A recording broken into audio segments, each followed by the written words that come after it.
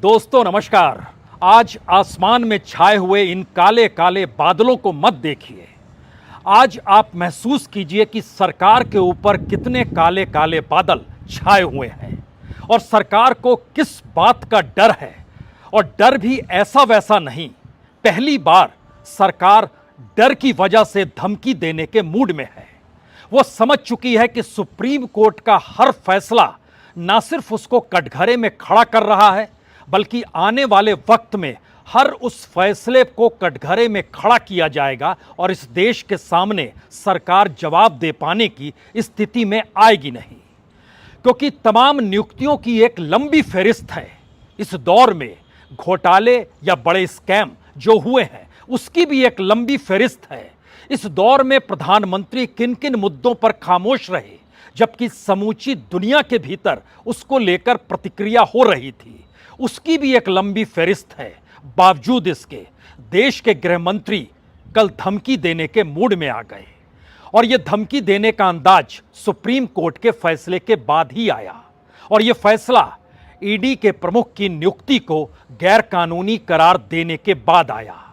पहली बार इस अंदाज में कहा गया कि दरअसल इन्फोर्समेंट डायरेक्टरेट एक संस्थान है, आप उसके डायरेक्टर पर मत जाइए, डायरेक्टर तो आते जाते रहेंगे और कोई भी डायरेक्टर होगा। और सवाल इसके बाद तमाम राजनीतिक दलों ने उठाया, जब डायरेक्टर आते जाते रहेंगे तो फिर एक डायरेक्टर से आपको क्या लाभ था जो उसे आप एक्सटेंशन दे रहे थे।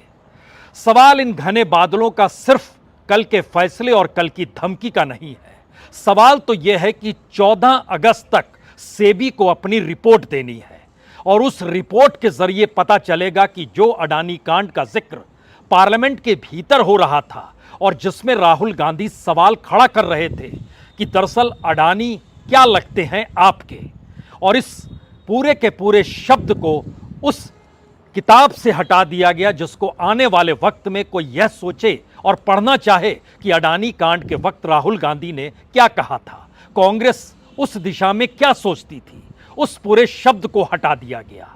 और इस दौर में सुप्रीम कोर्ट के भीतर जब सेबी की रिपोर्ट को लेकर कल चर्चा हुई तो उसमें बकायदा प्रशांत भूषण ने जब इस बात का जिक्र किया कि सेबी किस तरीके से कानूनों में अमेंडमेंट कर रहा है जिससे जिसको लाभ मिल जाए और जो पैसा लगाए वह बातें उस दायरे से हट जाए, तो इस पर सुप्रीम कोर्ट ने कहा कि हमें इंतजार करना होगा और 14 अगस्त तक पूरी रिपोर्ट आपको सौंपनी होगी। तो क्या 14 अगस्त के बाद अडानी कांड के वह पन्ने भी खुल जाएंगे जिन पन्नों का जिक्र इस दौर में नहीं हुआ है? अगला सवाल इस देश के भीतर में जो लगातार विधायकों का एक पार्टी छोड़कर दूसरी पार्टी में जाना है, और महाराष्ट्र कांड के बाद से तो सुप्रीम कोर्ट ने जो फैसला भी सुनाया और उसमें जो अपनी पूरे के पूरे विश्लेषण करते हुए प्रतिक्रिया दी, उसमें सवाल एक ही था कि जो 10वीं अनुसूची है या जो 2/3 मेजॉरिटी का सवाल है, क्या अब इस पर समीक्षा करने का वक्त आ गया है? और वो वक्त धीरे धीरे नजदीक आ चला है। यानी किसी भी राजनीतिक दल के 2/3 सदस्यों को अगर अपने साथ लेकर सरकार पलट जी जाए तो अभी तक वह कानूनी दायरे में था, लेकिन जब समीक्षा होगी तो वो कानूनी दायरे से हटेगा। और जनता ने अगर बीजेपी को नहीं चुना, बावजूद इसके महाराष्ट्र के भीतर सरकार बन गई और उससे पहले कर्नाटक के भीतर भी सरकार बनी थी और उसके बाद मध्य प्रदेश में भी सरकार बनी, तो ऐसी स्थितियों पर क्या आने वाले वक्त में रोक लग जाएगी? यह दूसरा सवाल है। तीसरा सवाल धारा 370 को लेकर भी है, जिसमें 2 तारीख से लगातार सुनवाई होगी। संविधान बेंच जो 5 जजेस का है, जिसमें खुद चीफ जस्टिस की भी मौजूदगी है, वह भी लगातार बैठेंगे। और धारा 370 को लेकर आवाज सिर्फ भारत भर के भीतर नहीं है, सवाल भारत के संविधान के मद्देनजर है कि राज्यों की मौजूदगी का कोई मतलब होता है या नहीं होता है, और जो मौलिक अधिकार और स्वतंत्रता किसी धारा से जोड़कर देखे जा रहे थे उसका भी कोई मतलब बचेगा या नहीं बचेगा। किसी भी राज्य को केंद्र शासित राज्य में कैसे तब्दील कर देना है, यह भी 370 से निकल कर आया। तो क्या एक लंबी फहरिस्त है जो सरकार को डरा रही है और उसे यह महसूस होने लगा है कि दरअसल काले काले बादल तो सरकार पर मंडरा रहे हैं और यह परिस्थिति मौजूदा वक्त में चीफ जस्टिस के कार्यकाल को कम भी नहीं कर रही है और उन्हें जब रिटायर होना है तो नवंबर 2024 में होना है और 2024 के अप्रैल में इस देश को नई सरकार को चुनना है। तो क्या उससे पहले चीजें डगमगाने लगेंगी? क्योंकि नियुक्तियों की फहरिस्त में इस देश के भीतर जो भी आईएएस रैंक से नियुक्ति हुई, जो इसका यूपीएससी ने एग्जाम नहीं लिया बल्कि प्रोफेशनल्स के नाम पर 100 से ज्यादा नियुक्तियां हो गई, क्या उस पर भी सवाल उठेंगे? दिल्ली सरकार ने दिल्ली इलेक्ट्रिक कमीशन को लेकर और वहां पर जो नियुक्ति हुई है, जिसको राष्ट्रपति द्वारा मनोनीत किया गया और माना गया कि दिल्ली के एलजी के वो कैंडिडेट हैं, उस पर सुप्रीम कोर्ट ने रोक लगा दी और अब उस पर सुनवाई 17 तारीख को होने वाली है। तो क्या वह भी गैर कानूनी होगा? क्योंकि आम आदमी पार्टी ने सुप्रीम कोर्ट में अपनी अर्जी यही कहकर लगाई है कि दरअसल यह नियुक्ति गैर कानूनी हो रही है, इसलिए इनका शपथ न किया जाए और ना होने दिया जाए। तो सुप्रीम कोर्ट ने उसको 3-4 तारीख को ही रोक लगा दी। तो क्या यह माना जाए कि एक ऐसी परिस्थिति में यह सरकार फंस गई है जिसमें कोई भी मामला अगर सुप्रीम कोर्ट के दायरे में जाता है और वहां पर अगर संविधान की व्याख्या या नियम कायदे के तहत उस खास केस को जब परखना शुरू किया जाता है तो सरकार कटघरे में नजर आती है और सरकार इस बात से बेचैन है। दरअसल यह बेचैनी कल खुले तौर पर निकल कर आई जब देश के गृह मंत्री ईडी के चेंज होने के बाद, यानी ईडी के प्रमुख संजय कुमार मिश्रा को जब उनकी नियुक्ति को ही गैर कानूनी कर दिया गया, तो उसके बाद देश के गृह मंत्री ने एक ट्वीट किया। सवाल है कि ना तो यह उनके अधीन मंत्रालय है और सवाल यह भी है कि कहां देश के गृह मंत्री और कहां देश के एक संस्थान के डायरेक्टर पद को लेकर सुप्रीम कोर्ट का सवाल। लेकिन इसके बावजूद भी देश की वित्त मंत्री निर्मला सीतारमण सामने नहीं आई, उन्होंने कुछ नहीं कहा। इसके एक संदेश यह भी आप समझ सकते हैं कि आने वाले वक्त में मंत्रिमंडल विस्तार में क्या निर्मला सीतारमण का पत्ता कट चुका है, उनको जानकारी मिल चुकी है। लेकिन इससे हटकर जरा समझिए कि देश के गृह मंत्री जिस अंदाज में चीजों का जिक्र कर रहे हैं वह इसलिए चौंकाने वाला है कि उन्होंने सिर्फ और सिर्फ उस करप्शन, उस ईडी डायरेक्टर और इस दौर में सरकार पर जो एक के बाद एक आरोप लग रहे हैं, ये कहते हुए कि आप निशाने पर ले रहे हैं देश के नेताओं को, जिससे आपको कानूनी तौर पर सफलता मिले या ना मिले लेकिन राजनीतिक सफलता जरूर मिल जाए। तो एक क्षण के लिए इस ट्वीट के एक एक शब्द पे गौर कीजिए। अमित शाह ने ट्वीट किया कि ईडी मामले पर सुप्रीम कोर्ट पर के फैसले पर खुशी मनाने वाले लोग अलग अलग वजहों से भ्रमित हैं। क्योंकि कल पहली बार यह सवाल विपक्ष के भीतर उठा कि उन्होंने दरवाजा खटखटाया था। कांग्रेस और टीएमसी के नेता ही सुप्रीम कोर्ट पहुंचे थे, जिसके बाद सुप्रीम कोर्ट ने फैसला दिया। और ईडी के सवाल को ही लेकर क्या बंगाल, क्या महाराष्ट्र, क्या बिहार, क्या तेलंगाना, हर जगह से यही आवाज आती है कि सरकार जानबूझ के कटघरे में खड़ा कर देती है वहां की चुनी हुई सरकार और उनके अपने सांसद विधायकों को डराती है। तो उनमें खुशी थी, उस खुशी को एक झटके में लपेटे में यह क्या कर लिया कि अलग अलग वजहों से यह भ्रमित है।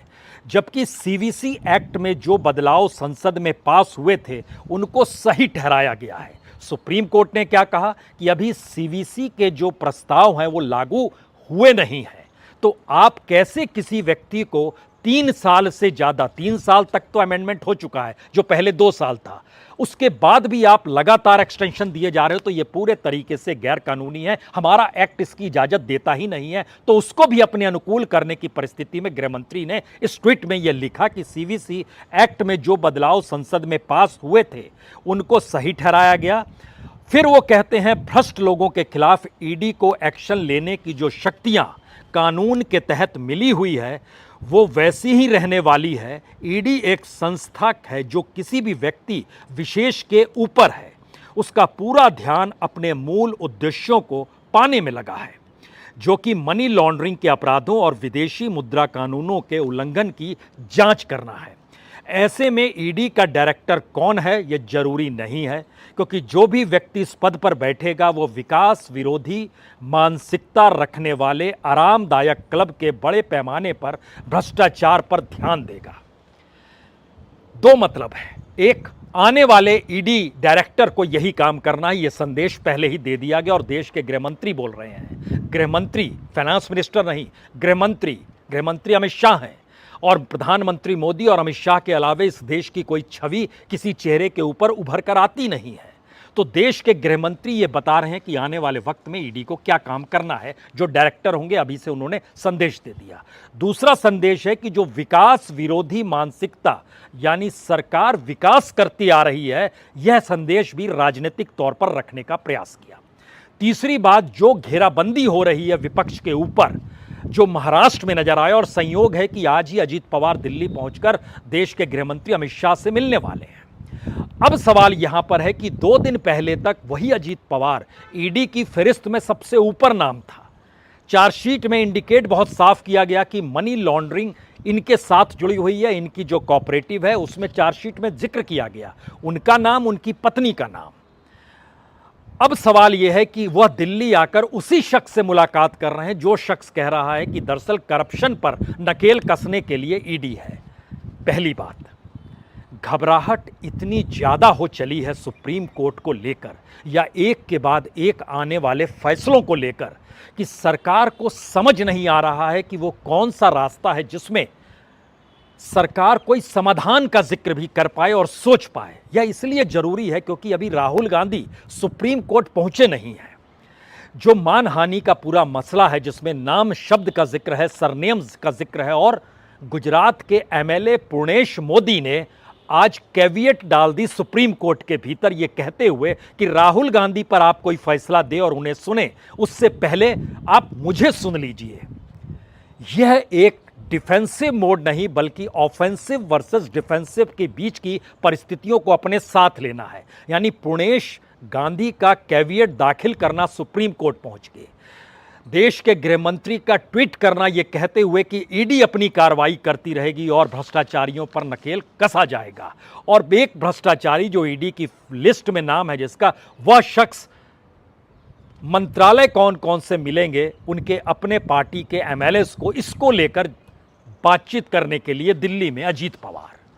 ये सारे मैसेज आपको हो सकता है एक झटके के लगे, क्या ऐसी स्थिति आ गई और वाकई इतने घने बादल हैं और सरकार इसीलिए बार बार बरस रही है कि उसके समझ नहीं आ रहा है। तो जरा इस बातों को और समझिए कि जो धारा 370 का मसला है उसमें सीजीआई चंद्रचूड़ हैं, जस्टिस संजय किशन कौल हैं, जस्टिस संजीव खन्ना है, जस्टिस बीआर गवई हैं और जस्टिस सूर्यकांत है। 5 जजों की यह संविधान पीठ है। 2 अगस्त से लगातार सुनवाई होगी। अब इसमें जो लोग अपने तौर पर पहुंचे हैं, 23 याचिका है, लेकिन कुछ नाम यहां लेने चाहिए जो वहां पर पहुंचे हैं ये कहते हुए कि जो हुआ है वो गलत हुआ है।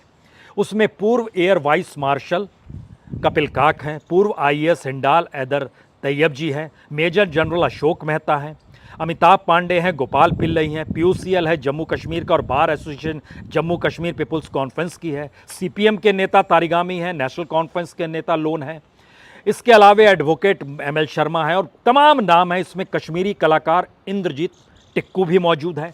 एक लंबी फहरिस्त है। इतने लोग पहुंचे हैं सुप्रीम कोर्ट के भीतर और सुप्रीम कोर्ट ने इसीलिए कहा हम एक एक मामले को सुनेंगे। अब सवाल यह है कि 370 को लेकर जिस तेजी के साथ 5 अगस्त 2019 को निर्णय लिया गया और ठीक 4 साल के बाद सुप्रीम कोर्ट अब हर किसी की बात सुनने को तैयार है। सवाल ये नहीं है कि वो फैसला बदला जाए ना बदला जाए, बदलेगा या नहीं बदलेगा।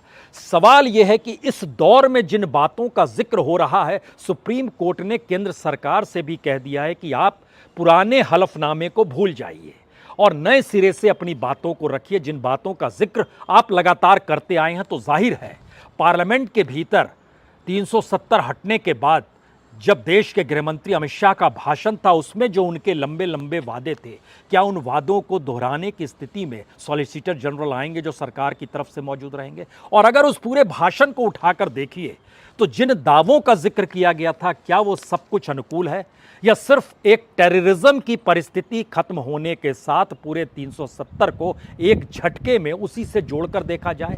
तो वहां पर जो 3-4 सवाल सबसे बड़े हैं उसमें यह है कि खत्म करना संवैधानिक है या असंवैधानिक है।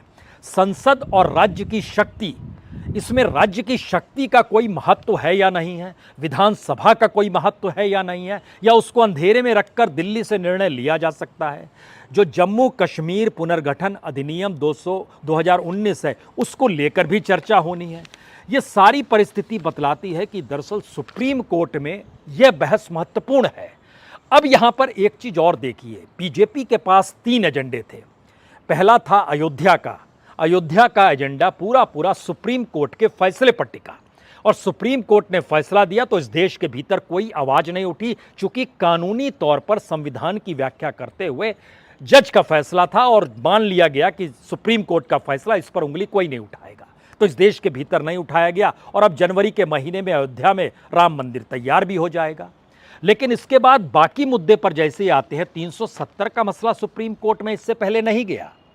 जो अब कॉमन सिविल कोड का मसला है, वह भी सरकार अपने दायरे में जिरह कर रही है और लगातार उन सवालों को उठा रही है।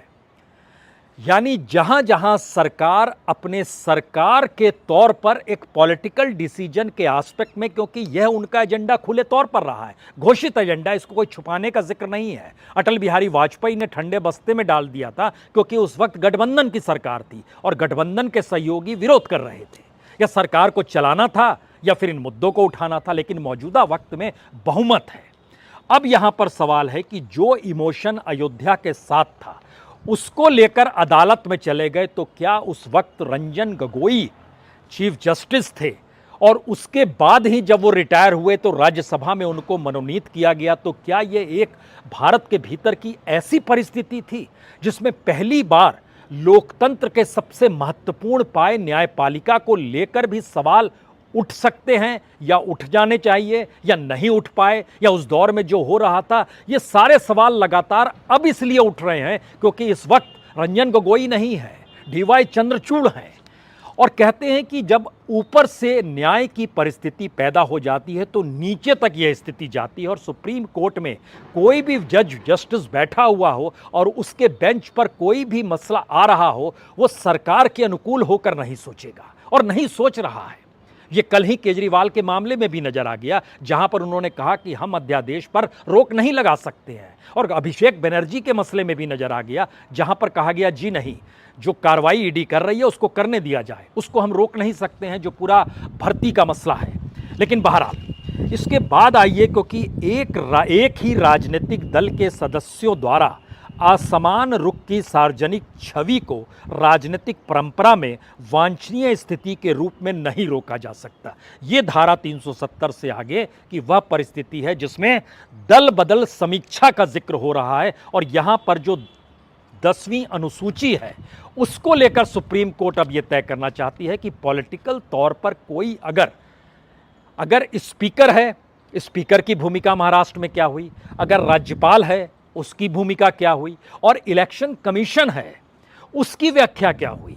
तो इलेक्शन कमीशन ने जिस तरीके से टूटे हुए गुट को मान्यता देते हुए सिंबल भी दे दिया, तो क्या अब नई परिस्थिति में सुप्रीम कोर्ट अपने कॉन्स्टिट्यूशनल दायरे में इलेक्शन कमीशन को भी कटघरे में अगर खड़ा करता है, तो एक नई परिस्थिति इस देश के सामने होगी कि क्या सुप्रीम कोर्ट के भीतर ही सिर्फ न्याय की प्रक्रिया है, या इस देश के कॉन्स्टिट्यूशन की प्रक्रिया है, जबकि इलेक्शन कमीशन खुद ब खुद ऐसी परिस्थिति को जीता है, वो स्वायत्त संस्था के तौर पर है, उसको सारे काम कॉन्स्टिट्यूशनली करने हैं। तो क्या उसके लेकर भी एक सवाल उठेगा। सरकार इसलिए भी घबराई हुई है क्योंकि एक के बाद एक जो जिक्र हो रहा है उसमें प्रधानमंत्री मोदी की खामोशी भी है, और इस दौर में नियुक्तियों का सवाल भी है। 120 के लगभग जो नियुक्तियां हुई हैं इस देश के भीतर में, यूपीएससी के जरिए नहीं बल्कि सरकार ने प्रोफेशनलिज्म के नाम पर जो किया, उसमें यह सवाल पहली बार निकल कर आया, क्या वो नियुक्ति गलत थी या सही थी। और इसके अलावे एक जिक्र और हमको लगता है, जो दिल्ली सरकार अपने तौर पर जिन मुद्दों को उठा कर गई है वो इसलिए बड़ा महत्वपूर्ण है क्योंकि जो एलजी दिल्ली के हैं उनके नॉमिनी माने जाते हैं, जो रिटायर्ड जस्टिस हैं, उमेश कुमार इलाहाबाद के हैं, इलाहाबाद हाईकोर्ट में थे, उनकी नियुक्ति दिल्ली इलेक्ट्रिसिटी रेगुलेटरी कमीशन में चेयरमैन के तौर पर होती है। आम आदमी पार्टी कहती है दिल्ली की सरकार ये गैरकानूनी है, सुप्रीम कोर्ट रोक लगा देता है ये कहते हुए गैरकानूनी है तो सुना जाएगा। तो अब इसका फैसला 17 तारीख को आने वाला है, तो क्या यह भी गैरकानूनी हो जाएंगे, यह भी एक सवाल है। और जो आखिरी सवाल इसमें सबसे महत्वपूर्ण है इस देश के भीतर सुप्रीम कोर्ट ने कई मामलों में दखल दिया। अगर आप ध्यान दीजिए तो किसान आंदोलन के समय जिस तरीके से लखीमपुर खीरी में जीप से कुचला गया था, सुप्रीम कोर्ट ने उस पर दखल खुले तौर पर नहीं दिया, लेकिन इंडिकेशन दिए जरूर, खास तौर से जो हादसा हुआ था। लेकिन टेनी को लेकर चूंकि वह गृह राज्य मंत्री मोदी सरकार की कैबिनेट में शामिल, तो उस पर प्रधानमंत्री मोदी ने खामोशी बरती। हाल के दिनों में आपने देखा ब्रिजभूषण शरण सिंह को लेकर सुप्रीम कोर्ट ने एफआईआर दिल्ली पुलिस दायर करे, इसको लेकर भी दखल दिया, लेकिन ब्रिजभूषण शरण सिंह पर भी प्रधानमंत्री चुप रहे।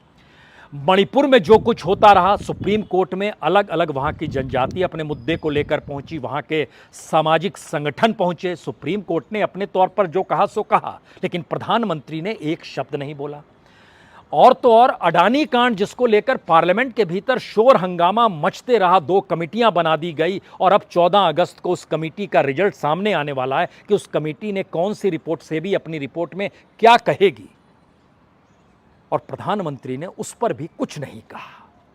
तो ये जो घने बादल आसमान में दिखाई दे रहे हैं और सरकार के ऊपर दिखाई दे रहे हैं, वो दरअसल हर उस फाइल की दिशा में जा रहे हैं जिस फाइल को लेकर अभी तक सरकार पूरे तरीके से उम्मीद में थी या उसे भरोसा था कोई उसकी फाइल को छुएगा नहीं, और जो फैसले सरकार लेती है उस दिशा में कोई आवाज उठाएगा नहीं, क्योंकि जांच एजेंसियां अपने तौर पर अगर काम कर रही है, जिसका आरोप विपक्ष खुले तौर पर लगा रहा है। लेकिन पहली बार एक एक करके सारी फाइल अगर खुलती चली जा रही है और ये बात सामने आ रही है कि जो सिस्टम बनाया गया है उसमें सरकार अपने तौर पर जो कह दे वही सिस्टम है और वही रूल ऑफ लॉ है, तो शायद यह एक सबसे मुश्किल वक्त मौजूदा वक्त में सरकार के सामने है। और इसीलिए इस देश के गृह मंत्री को सामने आकर धमकी भरे अंदाज में ट्वीट करना पड़ता है, जानकारी देनी पड़ती है कि ईडी का काम रुकेगा नहीं, यानी इस रास्ते हमको चलना है और यही रास्ता हमको 2024 तक ले जाएगा। दूसरी तरफ सुप्रीम कोर्ट के इंडिकेशन बताते हैं कि राजनीति अपनी जगह है, निर्णय अपनी जगह है, लेकिन उसकी व्याख्या अगर संवैधानिक तौर पर होगी तो सुप्रीम कोर्ट उस संवैधानिक परिस्थितियों को देखेगा। तो क्या सरकार संविधान की शपथ लेकर संवैधानिक परिस्थितियों से मुंह मोड़ के तो नहीं चल रही है? यह एक नया सवाल हर उस सवाल के साथ जुड़ रहा है जो चंद्रचूड़ की अदालत में हर फाइल जो खुलेगी और जिस पर जिरा होगी, और शायद यही वो स्थिति है जो सरकार को डरा रही है कि अगर एक एक करके सारी परिस्थिति खुलती चली जाएगी तो फिर हथेली में बचेगा क्या। बहुत बहुत शुक्रिया, बहुत बहुत शुक्रिया।